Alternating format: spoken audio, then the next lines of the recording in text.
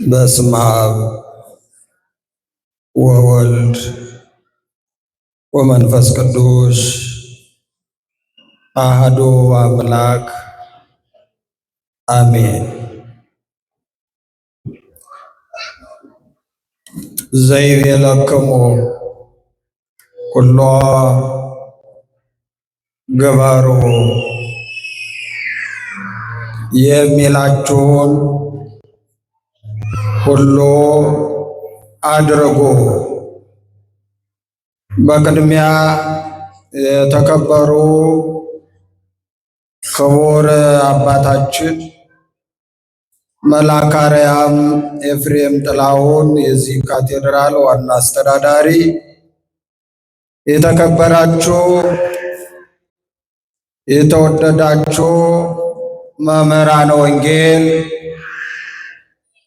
አበው አባቶች፣ ካህናት፣ አሃው ወንድሞች ዲያቆናት፣ ከምንም በላይ ሁልጊዜ የእግዚአብሔር ፍቅር በስቶላችሁ እግዚአብሔርን በመውደድ እግዚአብሔርን በማክበር ለእግዚአብሔር በመታዘዝ የምትመላለሱ እግዚአብሔር በዘላለማዊ ፍቅሩ የሚወዳችሁ የእግዚአብሔር ልጆች፣ የኪዳነ ምሕረት ወዳጆች፣ አባቶች፣ እናቶች፣ ወንድሞች፣ እህቶች ሁላችሁም በልዑል እግዚአብሔር ስም ሰላም እላችኋለሁ። እንደምን አደራችሁ? እንደምን አደራችሁ? ሁላችሁም እንደምን አላችሁ? እንኳን አደረሳችሁ፣ እንኳን አደረሰ።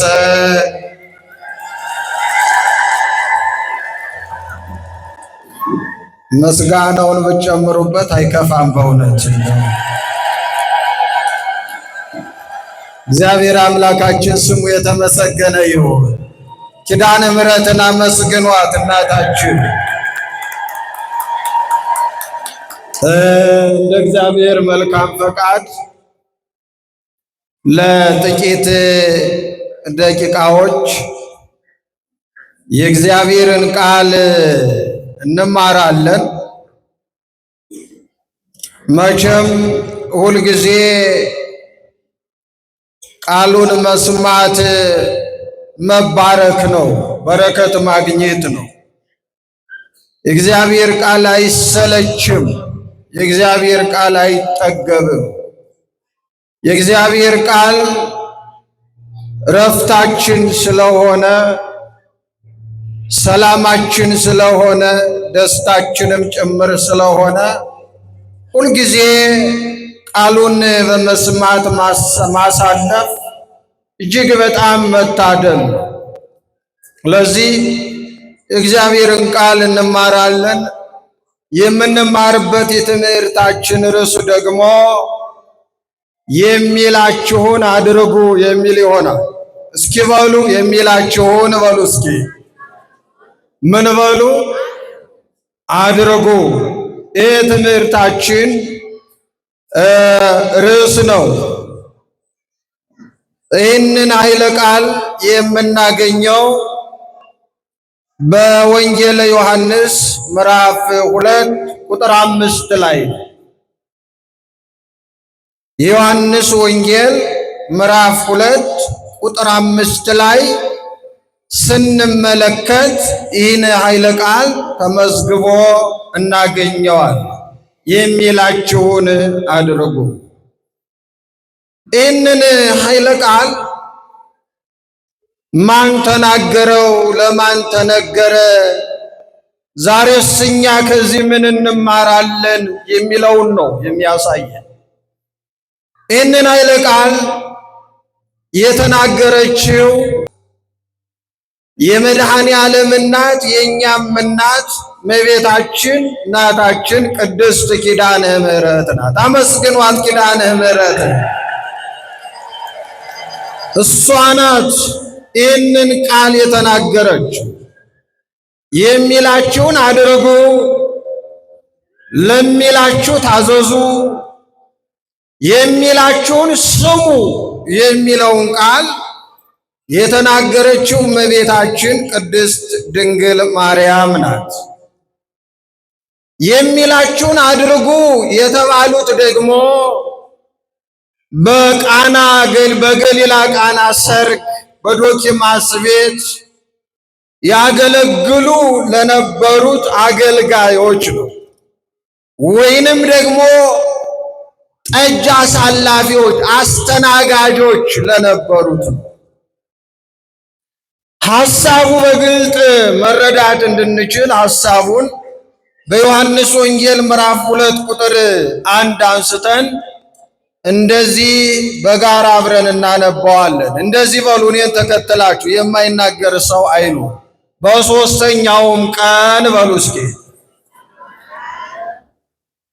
በገሊላ ቃና ሰርግ ነበረ። የኢየሱስም እናት በዚያ ነበረች። ኢየሱስም ደግሞ ደቀ መዛሙርቱ ወደ ሰርጉ ታደሙ። የወይን ጠጅም ባለቀ ጊዜ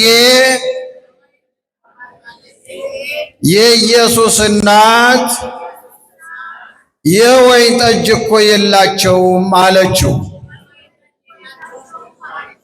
ኢየሱስም አንቺ ሴት ከአንቺ ጋር ምን አለኝ? ጊዜ ገና አልደረሰም አላት። እናቱም ለአገልጋዮቹ የሚላችሁን ሁሉ አድርጉ አለቻቸው። ክብርና ምስጋና ለመድኃኒዓለም። የሚላችሁን ሁሉ ምን በሉ አለች? አድርጉ አለች። አሁን እንግዲህ ይህንን ኃይለ ቃል በተደጋጋሚ ስንሰማው ቆይተናል።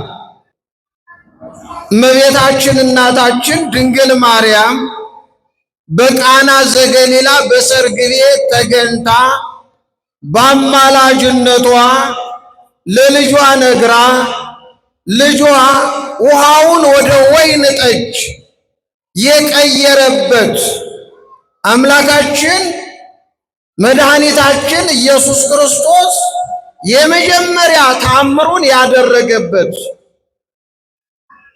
ደቀ መዛሙርቱም በእርሱ ያመኑበት በአጠቃላይ በዚህ በቃና ሰርግ በእነዶኪማስ ቤት የእመቤታችን አማላጅነት የተገለጠበት። የማን አማላጅነት አልኳችሁ?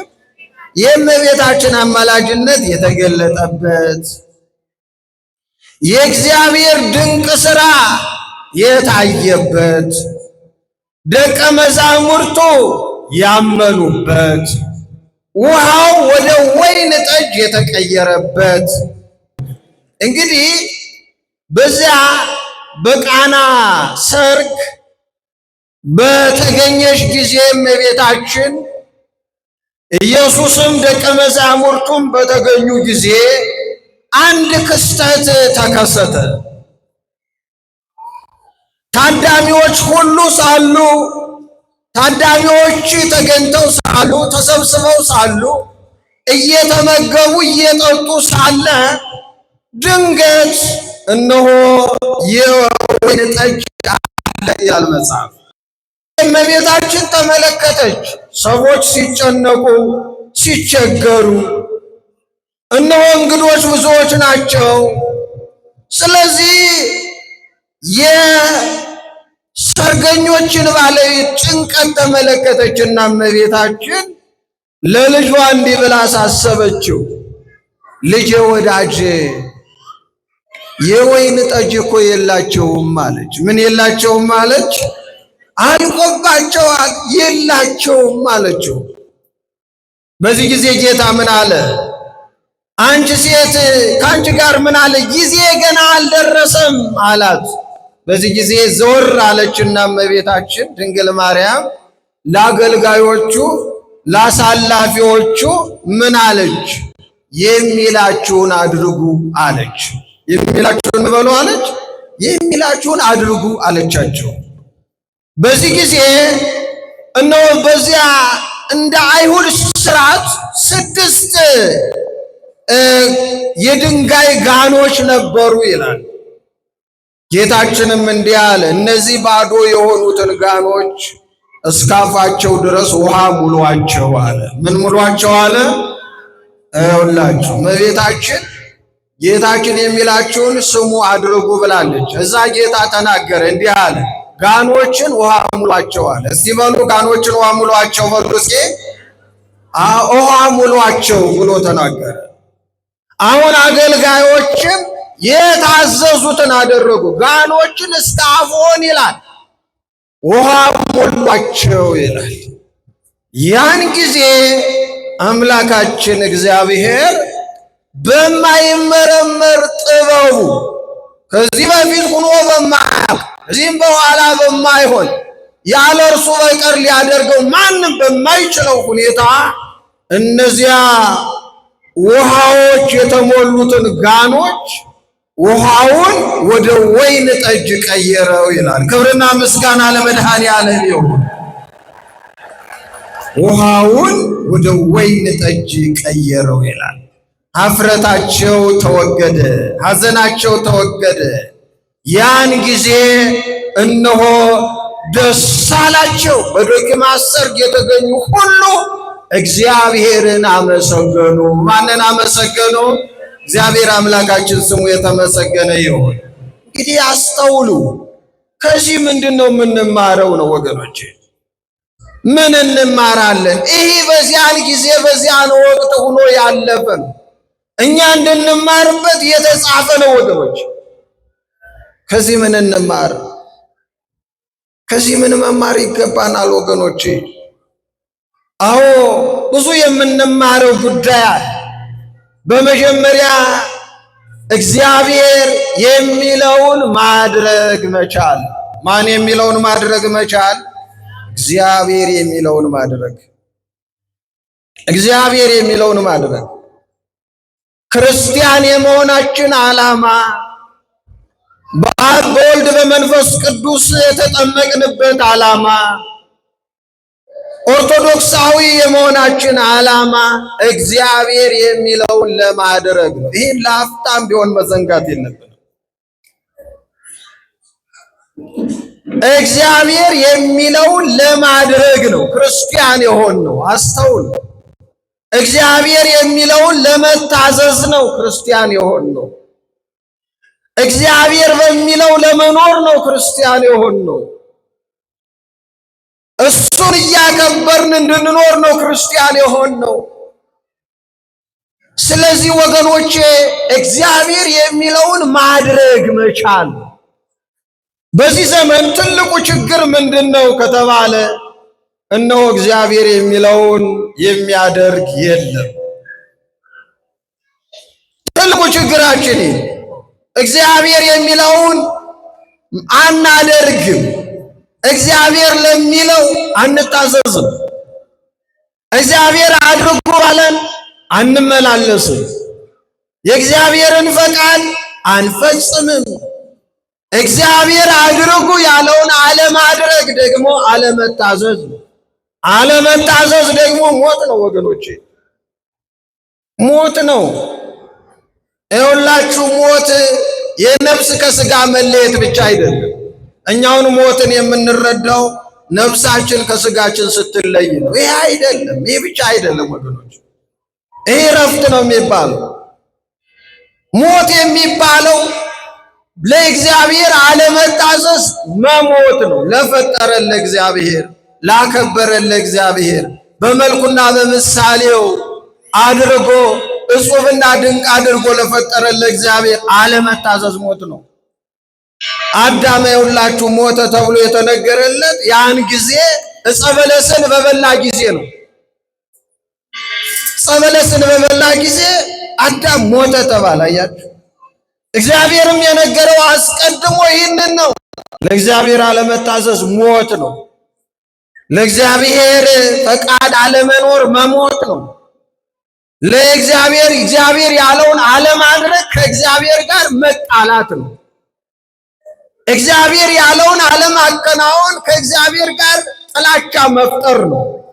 ለዚህ ነው እኮ አዳም እግዚአብሔርን አጥቶ ከእግዚአብሔር ጋር ተጣልቶ ከገነት ወጥቶ በዲያብሎስ እስራት ወድቆ ለ5500 ዘመን እነሆ በሞተ ሥጋ ሞተ ነፍስ ተፈርዶበት የኖረው። ለዚህ ነው። መነሻው ምንድነው ከተባለ ለእግዚአብሔር ባለመታዘዙ፣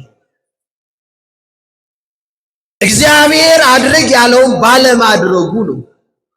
ይልቁንም እግዚአብሔር የነገረውን በመተው በመርሳት በመዘንጋት የዲያብሎስን ድምፅ በመስማት ነው። ወገኖች ዛሬ እኔና እናንተ ምን እያደረግን ነው? በእውነት ለእግዚአብሔር እየታዘዝን ነው?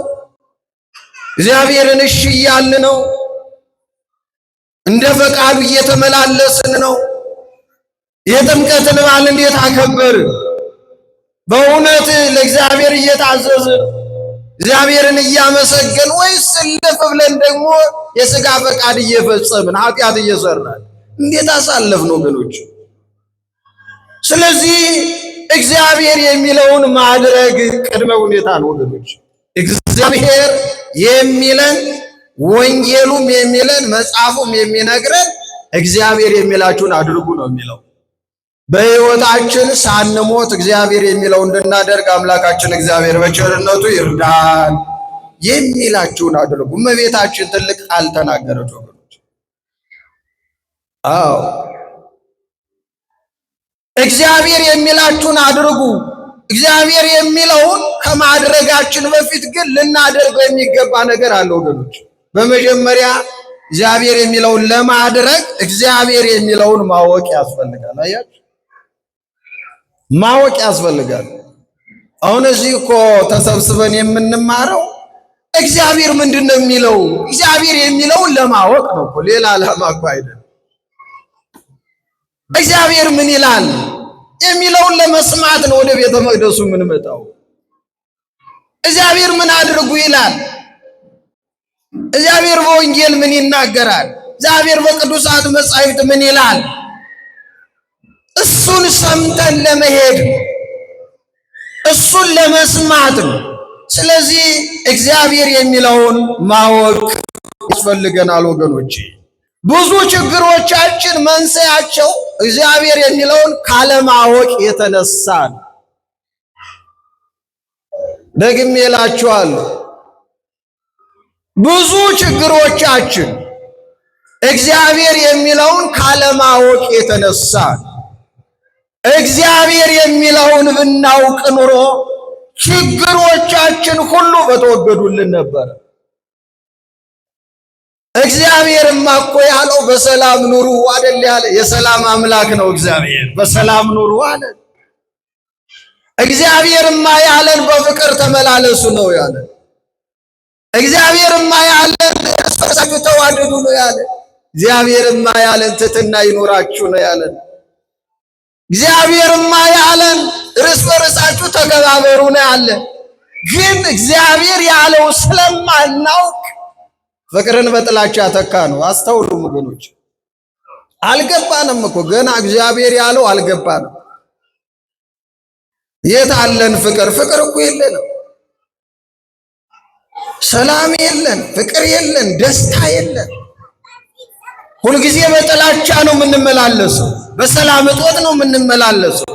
ስለዚህ እግዚአብሔር የሚለውን አላወቅንም ማለት ነው። አቤቱ አምላካችን እግዚአብሔር እሱ የሚለውን እንድናውቅ በቸርነቱ ሁላችንንም ይርዳን። እነሆ በተለይ በመጽሐፍ ቅዱስ እግዚአብሔርን አላውቅም በማለት እግዚአብሔር የሚለውን አላውቅም በማለት እጅግ በጣም መጨረሻው ያላማረ ንጉሥ ፈርዖን ነው። ታውቃላችሁ፣ በግብፅ ምድር ላይ እስራኤላውያን የእግዚአብሔር ሕዝቦች ሲኖሩ ፈርዖን የተባለው ንጉሥ በጣም ብዙ መከራ ያደርስባቸው ነበር፣ ያሰቃያቸው ነበረ። ስለዚህ እግዚአብሔር እንዲሰማቸው ከዚህ መከራ እንዲያወጣቸው ወደ እግዚአብሔር ለመኑ፣ ወደ ማን ለመኑ አልኳቸው? ወደ እግዚአብሔር ጮሁ። ወደ እግዚአብሔር ጮሁ፣ መፍትሄ ከእግዚአብሔር እንደሆነ። ስለዚህ እግዚአብሔር ሙሴ የሚባል ነቢይ አስነሳና ሂድና የእስራኤል ጮታቸው መከራቸው ወደ እኔ ደርሷል፣ ስለዚህ ሂድና እባክህ ነፃ አውጣቸው፣ ከፈርዖን እጅ ነፃ አውጣቸው፣ ከባርነት ቀንበር ነፃ አውጣቸው ብሎ እግዚአብሔር ሙሴን ወደ እስራኤላውያን ወደ ፈርዖን ወደ ግብፅ ላከው ይላል መጽሐፍ። ባጭሩ እነሆ ሙሴ ነቢየ እግዚአብሔር ሙሴ ወደ ግብፅ ወደ ፈርዖን ሲሄድ እግዚአብሔር ለፈርዖን እንዲናገረው ያለው ነገር አለ እና ለፈርዖን እንዲናገር ከተነገረው መካከል አንዱ ሕዝቤን ልቀቅ የሚል ነው። ምን ልቀቅ የሚል ነው? ምዕመናን ሕዝቤን ልቀቅ የሚል ያገለግለኝ ዘንድ ሕዝቤን ልቀቅ፣ ለኔ ይገዛልኝ ዘንድ ሕዝቤን ልቀቅ። የአብርሃም አምላክ የይስሐቅ አምላክ የያዕቆብ አምላክ ሕዝቤን ልቀቅ ይልሃል ብሎ ለፈርዖን ነገረው። በጣም ያሳዝናል። ይሄ ምድራዊ ልቡ የደነደነ ፈርዖን የተናገረው ቃል በጣም የመለሰው መልስ ይገርማል። እግዚአብሔር ማን ነው አለ። እግዚአብሔር ማን ነው? እግዚአብሔርን አላውቅም እስራኤልንም አልለቅም አለ። አያችሁ፣ እግዚአብሔርን ምን አልልም አለ ወገኖቼ? አላውቅም አለ። አንዳንድ ጊዜ እንደ ፈርዖን እንሆናለን ወገኖቼ። አንዳንድ ጊዜ ምድራዊ ሁኔታዎች ሲስተካከሉልን ልባችን ይደነድልና እግዚአብሔርን እንፈራለን፣ ሰውን አናፍርም። በጣም ጨካኞችና አረመኔዎች እንሆናለን። እግዚአብሔር አምላካችን ልባችን ርሩ ያድርግልን። ሰው ልቡ ከደነደነ ከአውሬ የከፋ ይሆናል ወገኖቼ። ወንድም ወንድሙን ይበላዋል። በጣም ከፍተናል። እግዚአብሔርን አላውቅም አለ። እግዚአብሔር የምትል አላውቅ እግዚአብሔር የሚለውን አላውቅም አለ። የብዙዎቻችን ችግር እግዚአብሔር የሚለውን አለማወቅ ነው። እግዚአብሔር የሚለውን እንድናውቅ እግዚአብሔር ልባችን ያብራልን። ስለዚህ እግዚአብሔር የሚለውን ለማድረግ አስቀድመን ቁጭ ብለን እግዚአብሔር የሚለውን መማር፣ ማወቅ፣ መረዳት ይገባናል ማለት ነው። ከዚያ ቀጥሎ ነው እንግዲህ እግዚአብሔር የሚለውን ካወቅን በኋላ እግዚአብሔር የሚለውን ማድረግ እንችላለን ማለት ነው። እግዚአብሔር ምን ይላል የሚለውን በሚገባ አወቅን። ከዚያ በኋላ እግዚአብሔር የሚለውን ካወቅን በኋላ እግዚአብሔር የሚለውን እናደርጋለን ማለት ነው። እግዚአብሔር የሚለውን በማድረግ ደግሞ እጅግ በጣም ከሚታወቁ አባቶች መካከል አንዱ አብርሃም ነው። አብርሃምን አስታውሱት። ደጉ አባት፣ የሃይማኖት አባት፣ የሃይማኖት መሰረት የሚባለው ለእስራኤላውያን ሁሉ አባት እየተባለ የሚጠራው እግዚአብሔር እንደ አብርሃም ያለ ወዳጅ በምድር ላይ የለኝም ብሎ የመሰከረለት ትልቅ አባት፣ እግዚአብሔር የሚለውን የሚሰማ። ማን የሚለውን የሚሰማ አልኳቸው? የሚሰማ ብቻ ሳይሆን የሚያደርግ፣ የሚታዘዝ፣ በእምነት የሚታዘዝ ትልቅ አባት አብርሃም። አብርሃም እግዚአብሔር የሚለውን ካለማድረግ ወደኋላ ብሎ አያውቅ። እግዚአብሔር የሚለውን ሲያደርግ የኖረ ነው። በዚህ በዘፍጥረት ምዕራፍ 22 ላይ ስንመለከት ለእግዚአብሔር ታዛዥ የሆነው አብርሃም እግዚአብሔር ተገለጠለትና አንድ ቀን እንዲህ አለው፣ ባርኮ እባርከካ አለው። በእውነት እባርካለሁ አለው። እስኪ በሉ በእውነት በሉ እስኪ ምዕመናን፣ እባርካለሁ። እግዚአብሔር አምላካችን በእውነት ሁላችንንም ይባርከን፣ እግዚአብሔር ይቀድሰን። ስለዚህ እባርካለሁ አለው። ተመልከቱ፣ አብርሃም የተባረከበትን ምክንያት ሲነግረን እግዚአብሔር እንዲህ አለ፣ እስመ ሰማዕከ ቃሌ ይለው።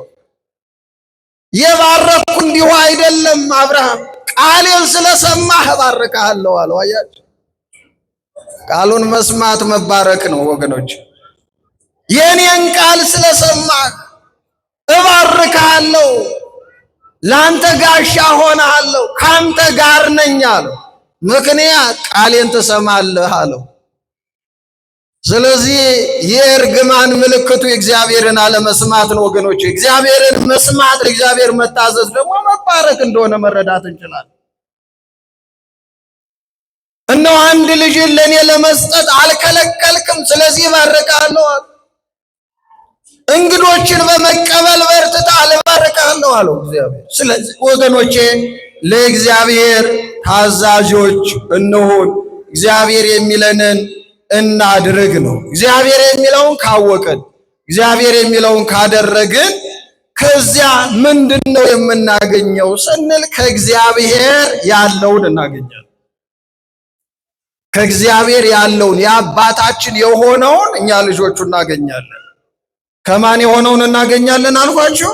እግዚአብሔር የሆነውን እናገኛለን። ማግኘት አንችልም ወገኖች። ከእግዚአብሔር የሆነውን ማግኘት እንችላለን። እግዚአብሔር የሚለውን ከሰማን ካወቅን፣ ለእግዚአብሔር ከታዘዝን ከእግዚአብሔር የሆነውን የማናገኝበት አንዳች ምክንያት የለም። ከእግዚአብሔር የሆነው ምንድነው ያልን እንደሆነ ወገኖች፣ ከእግዚአብሔር የሆነው ብዙ ነው። ከእግዚአብሔር የሆነ ከእግዚአብሔር የምናገኘው ከእግዚአብሔር እጅ አለ። እግዚአብሔር ብቻ ሊሰጠን የሚችል ብዙ በረከቶች አሉ። እግዚአብሔር የሆነ ምንድነው? እግዚአብሔር የተደረገ ምንድነው? ከእግዚአብሔር ለኛ የሚሰጥ ምንድነው ካለን ወገኖቼ ሰላም ነው ያገኘነው። አያችሁ፣ ምንድነው ያገኘነው? ሰላም ነው ያገኘነው። የክርስቶስ መወለዱ፣ የክርስቶስ መጠመቁ፣ የክርስቶስ ወደዚህ ዓለም መጥቶ መከራ መቀበሉ ያስገኘልን ትልቁ ነገር ምንድነው ከተባለ ሰላም ነው ወገኖች። ሰላም ይእዜሰ ለሰላም ንትለዋ አይደል መባቲ ክርስቶስ ተወልደነዋ ይእዜኒ ለሰላም ንትለዋ ይላል ቅዱስ ያሬድ። አዎ ክርስቶስ ሰላም አልነበረንም፣ ሰላም ሊሰጠን መጣ። ከዚህ በኋላ ሰላምን ገንዘብ አድርገን እንኑር ነው ያለው። ስለዚህ ሰላምን አግኝተናል ወገኖች። ስለዚህ ለምንድነው ታዲያ ሰላም ያጣ ነው? በክርስቶስ የተሰጠንን ሰላም የተነጠን ለምንድነው ካል እግዚአብሔር የሚለንን ባለማወቅ፣ እግዚአብሔር የሚለንን ባለማድረግ፣ ለእግዚአብሔር ባለመታዘዝ ነው። ስለዚህ እግዚአብሔር የሚለውን ካወቅን፣ ለእግዚአብሔር ከታዘዝን እነሆ ከእግዚአብሔር የሆነው ሰላምን እናገኛለን። እግዚአብሔር ሰላምን ለሁላችንም ያድለን። ከእግዚአብሔር የሆነውን ደስታን እናገኛለን። ይኸውላችሁ አሁን ሰው ሁሉ ደስተኛ መሆን ይፈልጋል፣ ግን ደስታ እንዴት እንደሚገኝ አያውቅ። በትዳሩ ደስተኛ መሆን ይፈልጋል፣ በስራው ደስተኛ መሆን ይፈልጋል፣ በኑሮው ደስተኛ መሆን ይፈልጋል። ደስታ ግን ከእግዚአብሔር ዘንድ ነው ያለው ወገኖች። ሰው የፈጠረውን እግዚአብሔርን ሳያገኝ ደስተኛ ሊሆን በፍጹም አይችልም። ምናልባት ደስታን የምንመዝንበት መንገድ የተለያዩ ሊሆኑ ይችላሉ። አንዳንዱ በቁሳዊ ይህን ሳገኝ እንዲህ ሳገኝ፣ ልጅ ስወልድ ስማር እንዲህ እያል ደስታን ልንለካ እንችላለን። ግን ወገኖቼ ከተሰጠን ላይወሰድብን የሚችል ዘላለማዊ ደስታ ያለው ግን ከእግዚአብሔር ዘንድ ነው። ስለዚህ እነሆ ደስታ ከእግዚአብሔር ዘንድ ነው። ብዙዎቻችን አዝነን ተክዘን ነው የምንኖረውና እግዚአብሔር ፍጹሙን ደስታ ለሁላችንም ያድለ። አዎ ሰላም ከእግዚአብሔር ዘንድ ነው።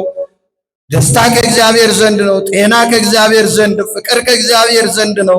በረከት ከእግዚአብሔር ዘንድ ነው። እነዚህን ሁሉ ማግኘት እንችላለን ማለት ነው። እግዚአብሔርን ሳናውቅ ለእግዚአብሔር ሳንታዘዝ ግን እነዚህን እንፈልጋቸዋለን እንጂ ማግኘት በፍጹም አንችልም። ስለዚህ እግዚአብሔር የሚለንን በማድረግ ለእግዚአብሔር በመታዘዝ እግዚአብሔር የሚለውን አስቀድመን በማወቅ በመረዳት በማስተዋል እንደዚሁም እግዚአብሔር የሚለውን በማድረግ በመታዘዝ ከእግዚአብሔር የሆነውን ሰላም፣ ከእግዚአብሔር የሆነውን ደስታ፣ ከእግዚአብሔር የሆነውን ጤና፣ ከእግዚአብሔር የሆነው ሰማያዊ የሆነውን በረከት እንድናገኝ አምላካችን እግዚአብሔር በቸርነቱ ሁላችንንም ይርዳን። እግዚአብሔር የሚለውን አውቀን እግዚአብሔር አድርጉ ያለውን አድርገን የምንሻው የምንፈልገውን ምድራዊም ሆነ ሰማያዊ በረከት እንድናገኝ የድንግል ማርያም ልጅ መድኃኔዓለም በቸርነቱ ይርዳን። በእውነት ሞት አይቀርምና ሁላችንም ንስሐ ገብተን ቅዱስ ሥጋውን ክቡር ደሙን ተቀብለን የመንግስቱ ወራሾች እንድንሆን አምላካችን እግዚአብሔር በቸርነቱ ይርዳን። ዘይቤለክሙ ኩሎ ግበሩ፣ የሚላችሁን ሁሉ አድርጉ። ያስተማረን የመከረን የአባቶቻችን አምላክ ቅዱስ እግዚአብሔር ስሙ ለዘላለም የተመሰገነ ይሁን። የሁላችንን መጨረሻችን ያሳምርልን። ወስብሐት ለእግዚአብሔር። ይቆየን።